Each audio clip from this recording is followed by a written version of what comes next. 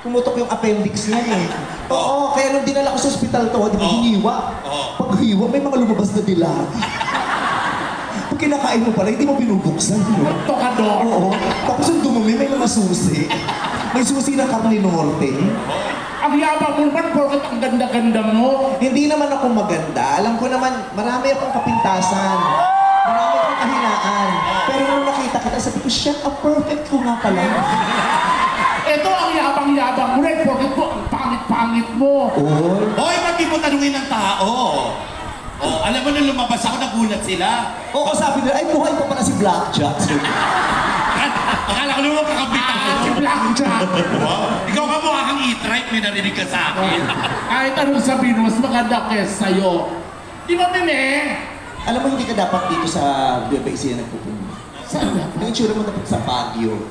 Ano siya? Tingnan nyo, yung nabibiling souvenir. Yung pag tinanggal mo yung takip na ginamit. Pero ang problema niya, Mimi, wala kasing ganun yan, di ba? Alin? Wala siyang ganun, di ba? Nakita ko yung kanyang, ang gara. Wala siyang ganun. Oo, parang pusod lang. Sa'yo dalawang pusod mo. Hindi. Kasi nung nagkapera to, di ba nagpunta to ng Thailand? Nagpaputol. Oo, totoo. Eh, tatanga-tanga yung doktor. May naiwang ugat, tumubo ulit. Ano yan, si Pero Magic? nung tumubo, maliit lang, pero maraming sanga. Sabi ko na nga ba, si Magic Book Ang eh. rambutan. Hindi, pero naawa nga ako pag jumijinigil kapag umiihi. Nahihirapan siyang umiihi. Bakit? Kasi ganyan bang taba niya, hindi niya nakikita yung ari niya. Sinaanan ko na sa lamin. Kung nasa atas chinachani niya. Siya talaga, nung umihi siya, may batang pinitas. Pinitas yung ari niya. Akala tuhat. Wow! Pero sa ating tatlo, ikaw talaga, Mimi. Nakita ko yung kay Mimi, pinatong sa lababo, nabasag yung tiles. Totoo. Gago. Hindi, pero totoo na nag-aaral ko, na nag-PPE kami. Oo. Oo. Tapos nung pagkatapos na mag-PE, naligo kami din sa quarters namin. Tatanggal ko ng panty ko.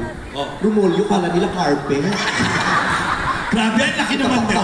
Ang laki naman nun sa'yo. Ay, Diyos ko. Pero feeling ko, tayo lang nakapag-aral, hindi nakapag-aral. Bobo yan. Wow. Oo, Eh, bakit? Uy, mga joke mo, ang sakit. Oo. undergrad yan ng kinder.